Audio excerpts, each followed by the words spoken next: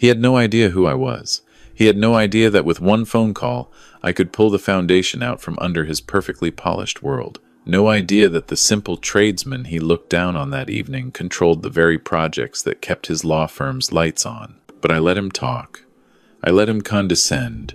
I let him make assumptions based on my calloused hands and my off-the-rack blazer while he swirled his expensive scotch and looked at me like I was something he'd scraped off his Italian leather shoes. Because I knew something Richard Pemberton didn't. I knew exactly what was coming. I'm 63 years old. I've spent 45 years in construction. Started as an apprentice plumber in Scarborough when I was 18. Worked my way through every trade you can name. By 30, I had my own contracting company. By 40, I was building mid-rises across the GTA. By 50, Mackenzie Construction Group had projects in every major city from Vancouver to Halifax. But you wouldn't know it to look at me. I still drive the same F-150 I bought in 2015. Still wear Carhartt jackets when it's cold. Still have my morning coffee at Tim Hortons instead of those fancy espresso places downtown. My wife, Margaret, God rest her soul, used to joke that I was the only millionaire in Toronto who insisted on fixing his own leaky faucets. "Willie," she'd say, watching me crawl under the kitchen sink at our home in North York, "we can afford a plumber now, you know." "I am a plumber," I'd tell her. "Besides, why pay someone else when I know how to do it, right?" She understood, though. We'd built everything from nothing. We remembered what it was like to check the grocery bill twice, to save for months for a decent winter coat. Even after the company took off, after we moved from our little semi-detached in Scarborough to a proper house in North York, we never forgot where we came from. Margaret made me promise, before the cancer took her 3 years ago, that I'd never change who I was. "The money doesn't make you better than anyone, Willie," she said, holding my hand in that hospital room at Sunnybrook. "You're still that boy who showed up at my father's door in work boots asking to take me to the CNE. I've kept that promise." My daughter Sarah inherited her mother's sense of humor and, unfortunately for her, my stubborn pride. She's 28 now. Works as a social worker in Regent Park. Makes a fraction of what she could in the private sector, but says she sleeps better at night. I'm proud of her for that. When she brought James Pemberton home for the first time last year, I liked him immediately. He was a junior architect at one of the big firms downtown, passionate about affordable housing, had that earnest way of talking about buildings that reminded me of myself 40 years ago. Didn't care that I showed up to dinner in a flannel shirt. Didn't bat an eye when I told him I still did my own drywall repairs. "That's amazing, Mr. Mackenzie," he'd said. "I wish I knew how to actually build the things I design." "Call me Willie," I told him, "and I can teach you if you want." We spent the next 6 months working together on weekends, renovating Sarah's condo in Liberty Village. James turned out to have decent hands for an architect. He listened well, didn't mind getting dirty, and genuinely seemed interested in learning. By the time he asked for my blessing to marry Sarah, I'd have given it to him for free, but I appreciated that he asked anyway. The problem wasn't James. The problem was his father. Richard Pemberton was everything I've spent my life trying not to become. Senior partner at one of Bay Street's white shoe law firms, the kind of guy who wears cufflinks to brunch and talks about his vacation property in Muskoka like it's a personality trait. I met him exactly once before the wedding planning started, a stiff handshake at some restaurant in Yorkville where the portions were small and the prices weren't. He'd looked at my hands when we shook. I saw the calculation in his eyes, the assessment. Working man, blue collar, not one of us. I didn't care. I was used to it. Spent my whole life watching men in suits underestimate me, then watching them come back later asking if Mackenzie Construction Group could handle their projects. But I should have known it would become an issue when the wedding planning started. Sarah and James wanted something small, a ceremony at the Evergreen Brickworks, reception in one of the event spaces there, maybe 100 people. Simple, meaningful, them. James's mother, Catherine, seemed fine with it. But Richard had other ideas. "The Brickworks?" he said at the first family planning dinner, his tone suggesting Sarah had proposed getting married at a landfill. "That's a former industrial site. Surely we can do better than that. The Toronto Club would be more appropriate. Or the Royal Canadian Yacht Club." "Dad," James started, But Richard waved him off. "I'm not trying to interfere," he said, which is what people always say right before they interfere. "I just think my son's wedding should reflect certain standards." Sarah's jaw tightened. I put my hand on hers under the table, squeezed gently. "Let it go," the gesture said. "Not worth it." We compromised. James and Sarah got their ceremony at the brickworks, but the reception would be at a venue Richard approved of, someplace in the distillery district with exposed brick and high ceilings. Fine. Whatever made the kids happy. The rehearsal dinner was scheduled for a Friday evening in October at Canoe, the restaurant on the 54th floor of the TD Bank Tower. Richard's choice, naturally. He wanted to host, wanted to show off. The view was spectacular. I'll give him that. You could see the whole city spread out below, the CN Tower lit up against the darkening sky, the lake stretching toward the horizon. I showed up in my good blazer, the navy one I keep for weddings and funerals.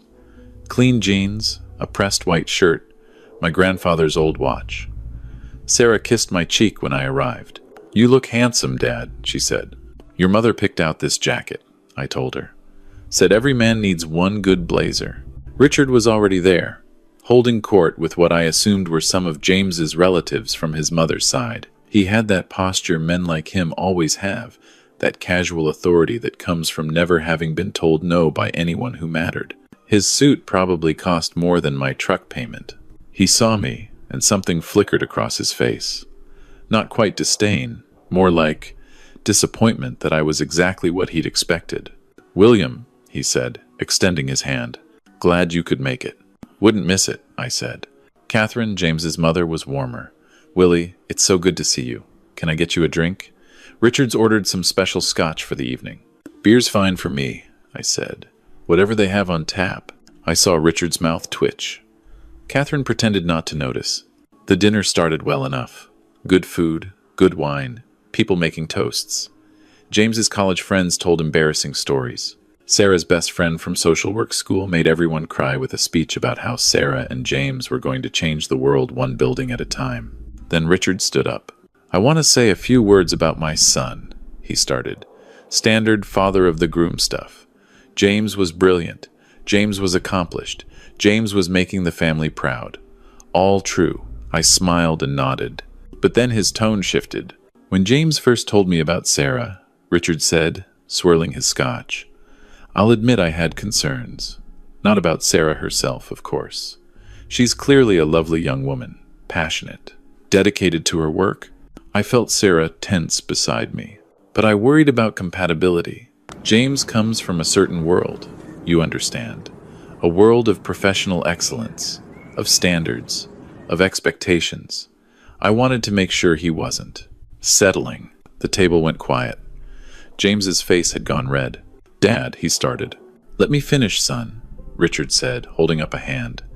"Because I want everyone here to know that my concerns were unfounded. Sarah has proven herself to be exactly the kind of woman who can navigate our world. She's educated, articulate, refined. She understands the social dynamics that will be important for James's career." He paused, took a sip of his scotch, then looked directly at me. "And I think it's admirable," he continued, "that Sarah has overcome certain disadvantages in her background. Not everyone has the privilege of growing up in professional circles. Some people have to work a little harder to understand how things work at certain levels of society." I felt every muscle in my body tighten. Across the table, Catherine had gone pale. "Richard," she said quietly. "That's enough." But Richard was on a roll, performing for his audience.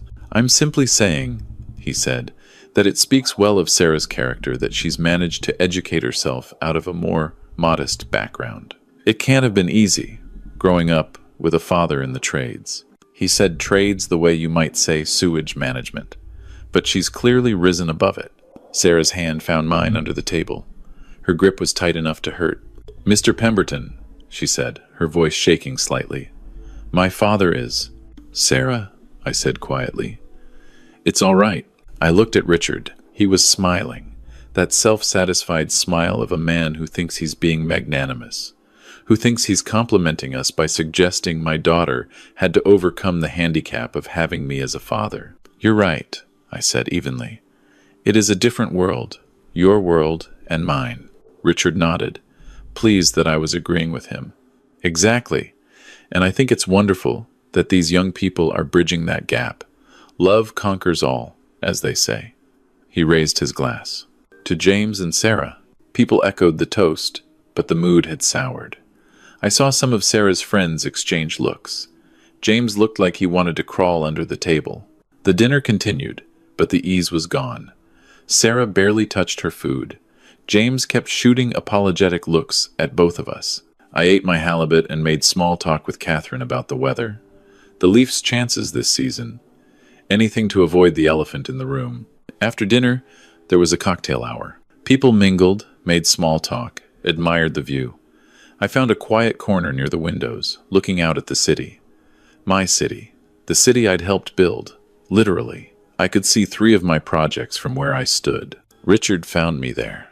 William, he said, drink in hand. I hope there are no hard feelings about what I said earlier.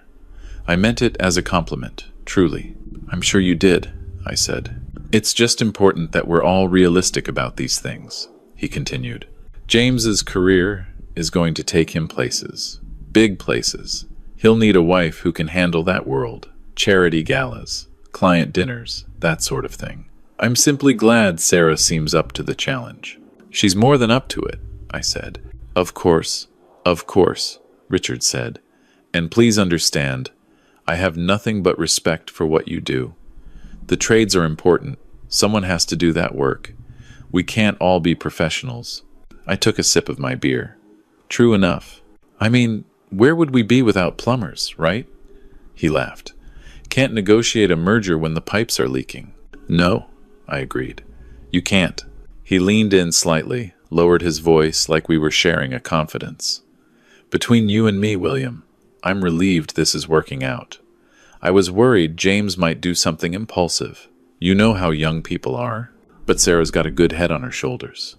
She understands that marrying into our family means certain adjustments. Does she? I said flatly. Oh, yes, Richard said. We've had several conversations, Catherine and I, making sure she understands what will be expected. The clubs we belong to, the social circles, these things matter in our world. You wouldn't understand, of course, but they really do make a difference in terms of business relationships, career opportunities. I wouldn't understand, I repeated. Well, no offense, but you've spent your life working with your hands. Very honest work, I'm sure, but it's a different sphere entirely from what James does.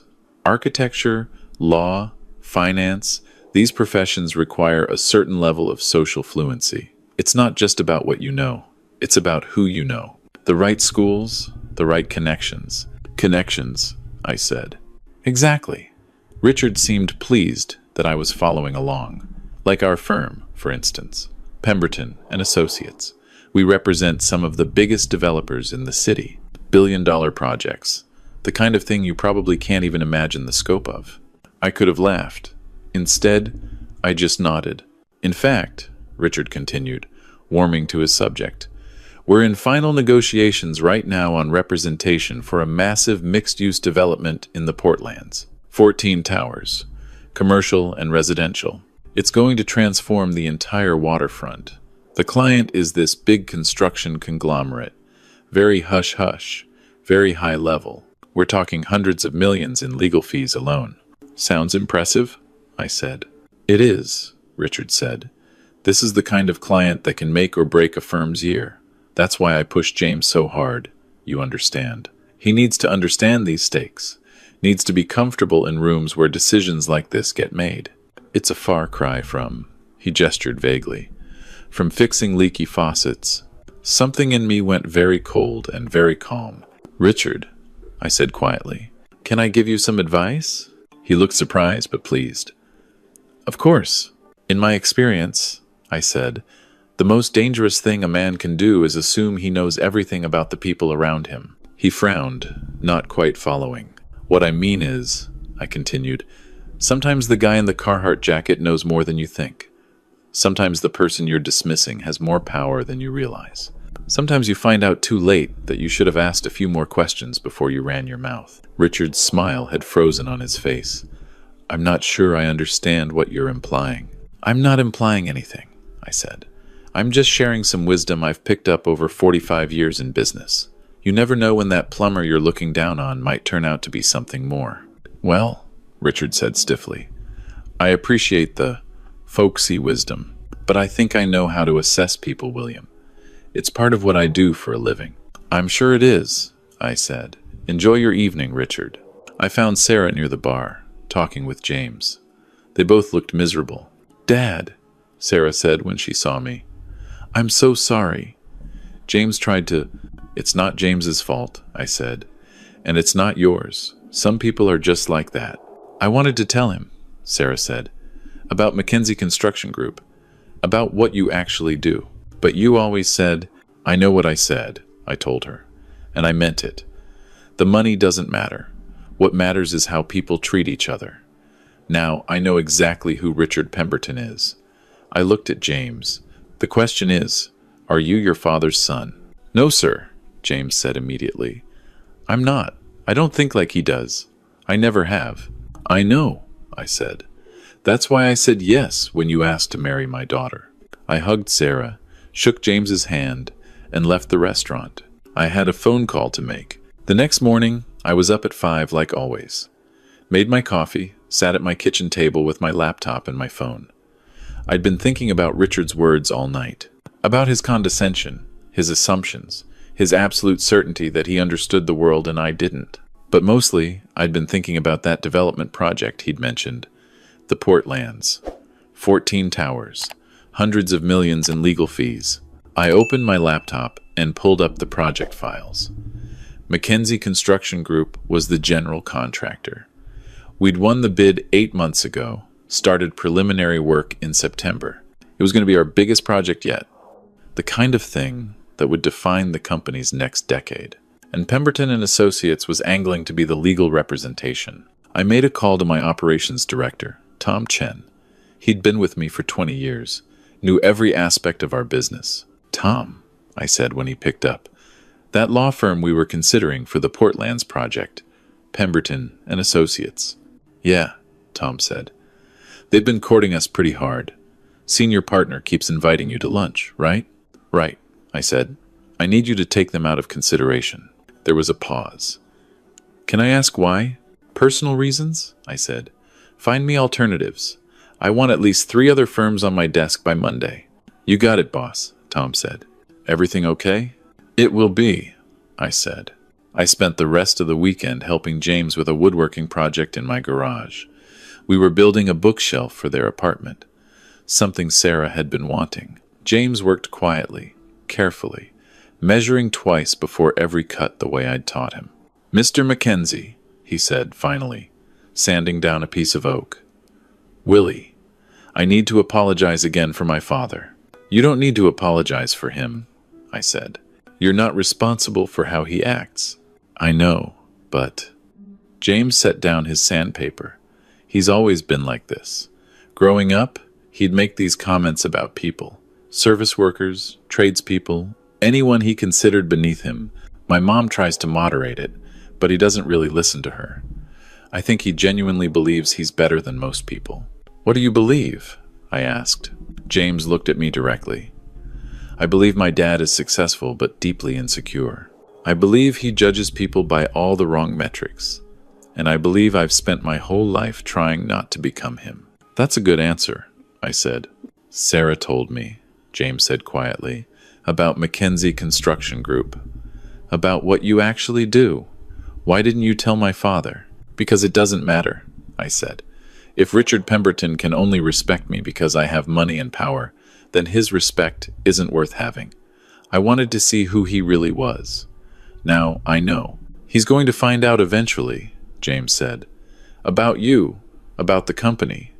When he does, I said, he'll have learned an important lesson about making assumptions. On Monday morning, Tom called me. We've got 3 alternative firms lined up for the Portlands project.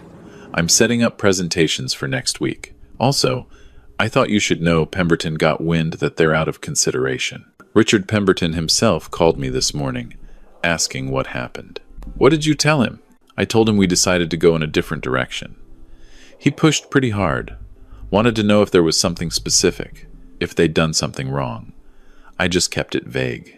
Good, I said. Let him wonder. The next few days were instructive. Richard called me twice, both times going straight to voicemail. The first message was professional, friendly, wondering if we could meet for coffee to discuss some potential business opportunities. The second message, 2 days later, had a slight edge to it. He'd heard through the grapevine that Mackenzie Construction Group was his firm's biggest potential client of the year, and he was hoping we could connect to discuss the mutual benefits of a partnership. I didn't call back. Sarah called me on Wednesday evening. "Dad," she said, "did you do something?" "What do you mean?" I asked innocently. "Richard Pemberton has apparently been trying to reach you. James says his dad is stressed about losing some big client, and when James mentioned your name, his dad went weird." "Did he now?" I said. "Dad." Sarah's voice had that tone, the one that said she knew exactly what I was up to. "What did you do?" "I made a business decision," I said. "That's all." "Is this about the rehearsal dinner?" "Partially," I admitted. "But Sarah, understand I was already on the fence about using his firm. They're expensive, they're aggressive, and I wasn't sure they aligned with our company values.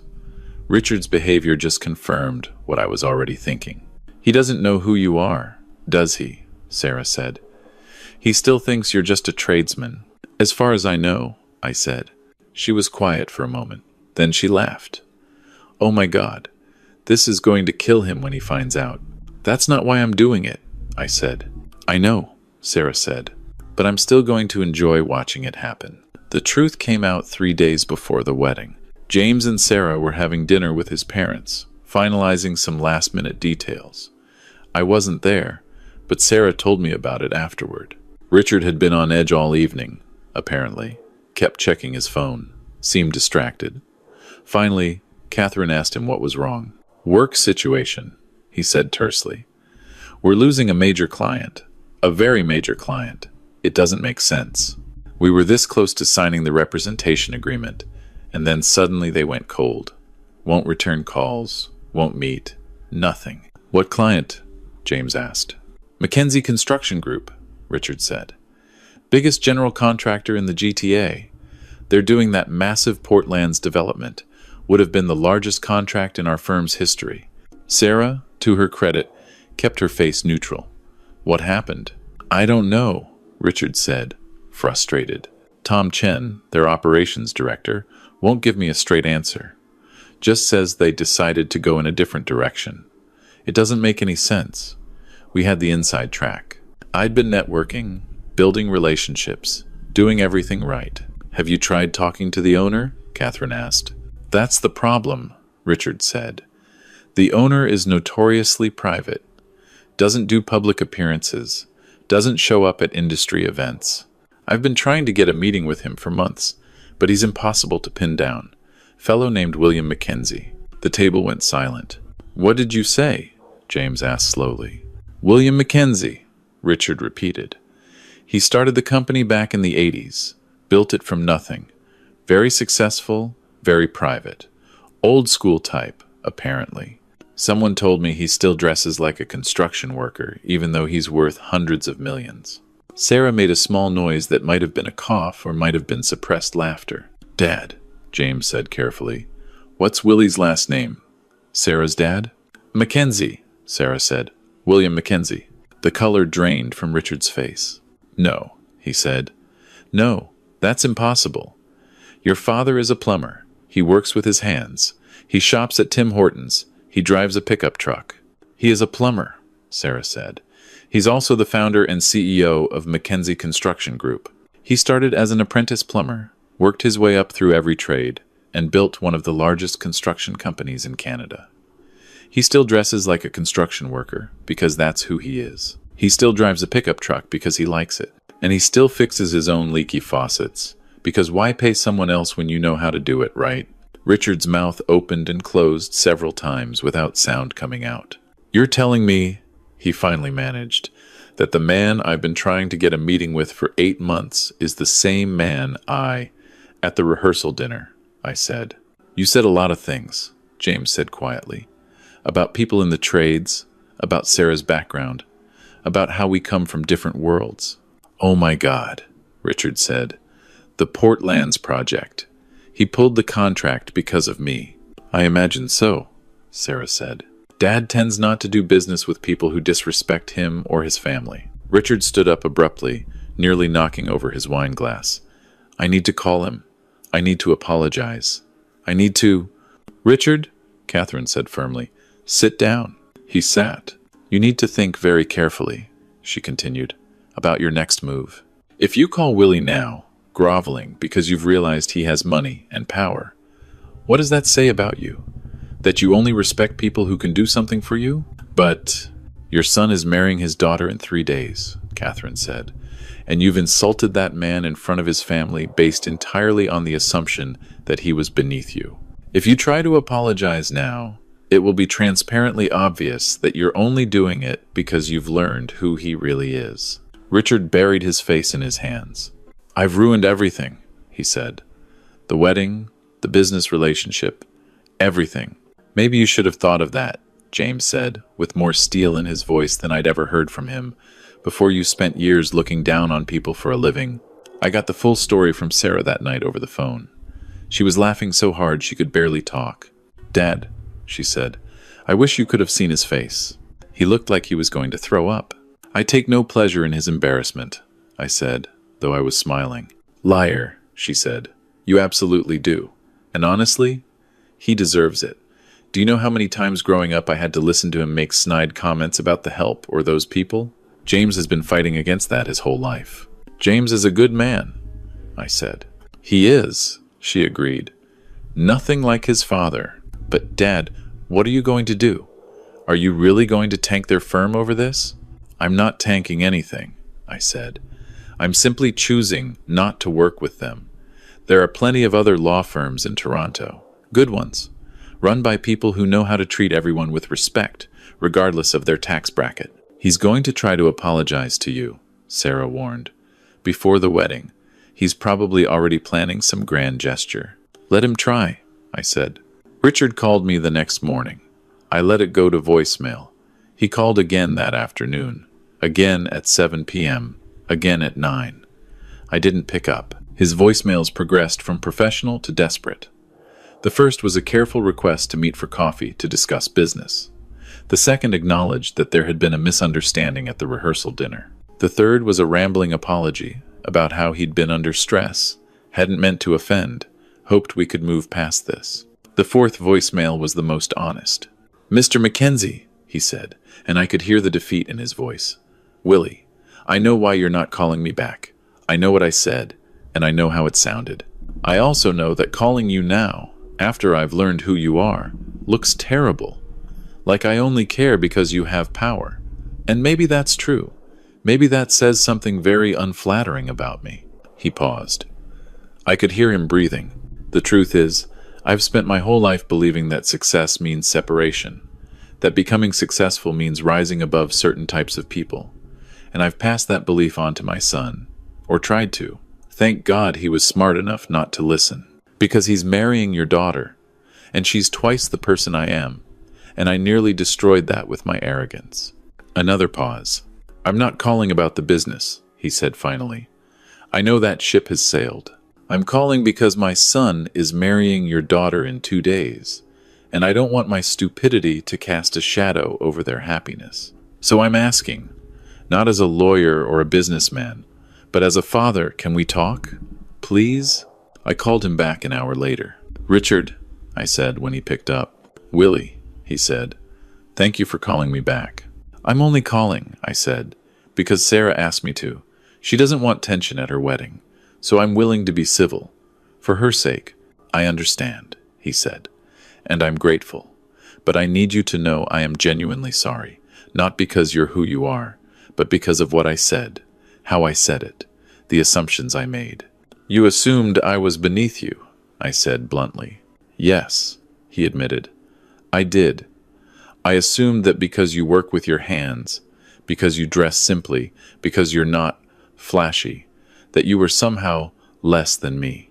And that was wrong. It was arrogant and it was ignorant, and I'm ashamed of it. Why? I asked. Why did you assume that? Because, he struggled with it, because I think, deep down, I need to feel superior to someone. I've built my entire identity around being at the top of some imaginary hierarchy. And to maintain that, I have to look down at people. It's an ugly thing to admit about yourself. It is, I agreed. But at least you're admitting it. I want to do better, Richard said. I want to be someone my son can be proud of. Someone Sarah doesn't have to tolerate for James's sake. I know I can't undo what I said, but I'm asking for a chance to prove I can learn from it. I was quiet for a moment, looking out my kitchen window at the backyard where Margaret and I used to watch Sarah play as a child. Richard, I said finally, I'm going to tell you what my wife used to tell me. The measure of a man isn't in what he has or what he's accomplished. It's in how he treats people who can't do anything for him. The waiter, the janitor, the person who will never be useful to his career. That's where you see someone's true character. Your wife was a wise woman, Richard said quietly. She was, I said, and she'd tell you that it's never too late to become a better person. So here's what's going to happen. We're going to go to this wedding. We're going to celebrate our children. We're going to be civil and friendly, and we're going to give them the day they deserve. And then, after that, you and I are going to have a longer conversation about respect and assumptions and how to treat people. I'd like that, Richard said. As for the business, I continued, that ship has sailed. But not because I want to punish you. Because I made a decision based on my company's values, and I stand by it. Maybe that will be a learning experience for you too. It already has been, he said. The wedding was beautiful. Sarah wore her mother's veil. James cried when he saw her walking down the aisle. Richard's speech at the reception was short and humble, focused entirely on how proud he was of James for choosing love and kindness over ambition and pride. He found me during the reception, after the first dance, after the cake cutting. Willie, he said. Thank you. For what? I asked. For not making a scene, for being gracious, for being a bigger man than I was. I didn't do it for you, I said honestly. I did it for them. I nodded toward Sarah and James, dancing together, lost in their own world. I know, Richard said, but I'm grateful anyway. He paused. Can I ask you something? Sure. Why didn't you tell me? At the dinner, when I was running my mouth, you could have shut me down immediately, put me in my place. Why didn't you? I thought about it. Because I wanted to see who you really were, I said. Not who you'd be if you knew I had power. Who you'd be when you thought I couldn't do anything to you. That's when people show their true colors. And what did you see? He asked. I saw a man who judges people by all the wrong measures, I said. But I also saw, later, a man who's capable of recognizing his mistakes. That's something. Richard nodded slowly. I have a lot of work to do. We all do, I said. Every day. Across the room, Sarah caught my eye and smiled. James had his arm around her waist, was whispering something in her ear that made her laugh. They looked happy. They looked right. That's what mattered. Later, when the reception was winding down, Sarah found me near the bar. You went easy on him, she said. I did, I agreed. Why? She asked. You could have made him squirm more. Because he's going to be your father-in-law, I said. Because James loves him, despite everything. Because your mother would have told me that revenge is empty and forgiveness is strength. Sarah hugged me tight. I love you, Dad. I love you too, baby girl. You know, she said, pulling back with a mischievous smile, Richard asked me if you'd reconsider about the Port Lands project. He knows someone who knows someone at another firm who might be interested in partnering with them if Mackenzie Construction Group would approve. Did he now? I said. I told him you're not the type to mix family and business, Sarah said, and that even if you were, he'd have to earn that trust back over years, not days. He understood. Good, I said. But Dad, Sarah said, more seriously, thank you for how you handled this. You could have destroyed his career. You could have made the wedding miserable, but you took the high road. Your mother made me promise, I said, to never let money change who I am. Part of that is remembering that I'm still that kid from Scarborough who was lucky enough to marry above his station. If your mother's father had judged me the way Richard judged me, I never would have gotten to marry the love of my life. Grandpa liked you immediately, Sarah reminded me. He did, I said, because he judged character, not bank accounts. He taught me that. I'm just paying it forward. As I drove home that night, through the quiet Toronto streets, I thought about Margaret, about how she would have handled Richard. She probably would have been kinder than I was, quicker to forgive, but she also would have stood her ground on what mattered. I kept my promise to her. I didn't let the money change me. I didn't let power corrupt my judgment. I treated Richard the way I'd want to be treated, with honesty, with clear boundaries, but ultimately with grace. My phone buzzed with a text from Sarah. Just a photo, her and James, arms around each other, huge smiles, with the caption, "Thanks for everything, Dad." I smiled and texted back a heart emoji, something Margaret had taught me to do in her last year. "Never be too old to tell your daughter you love her," she'd said, "even if it's just with a little picture." The city lights blurred past my truck windows. Somewhere out there, 14 towers would rise from the port lands, built by my company, creating homes for thousands of people. That was the legacy that mattered. Not the money, not the power, not the satisfaction of putting an arrogant man in his place. The legacy was in the work, in the family, in the values you pass down, in teaching people, through your actions, if not your words, that respect isn't something you earn through wealth or status. It's something you give freely, to everyone, or it means nothing at all. Richard Pemberton learned that lesson the hard way. But he learned it, and maybe, years from now, he'd teach it to his grandchildren.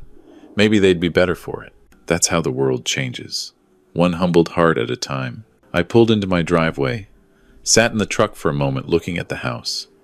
Our house, the one Margaret and I bought when Sarah was 5, the one I'd renovated myself over 20 years, the one I'd probably die in. It wasn't the biggest house, wasn't in the fanciest neighborhood, but it was paid for with honest work and filled with honest memories. Good enough for me. I went inside, hung up my good blazer, and made myself a cup of tea. Tomorrow, I'd be back at it, conference calls, site visits, the endless work of building a city. But tonight, I'd sit in my kitchen and think about my daughter's wedding, about the young man who loved her enough to stand up to his own father, about the possibility of change. He had no idea who I was that night at the rehearsal dinner, but now he knew. And now, maybe, he knew something about himself, too. That was worth more than any construction contract. That was worth everything.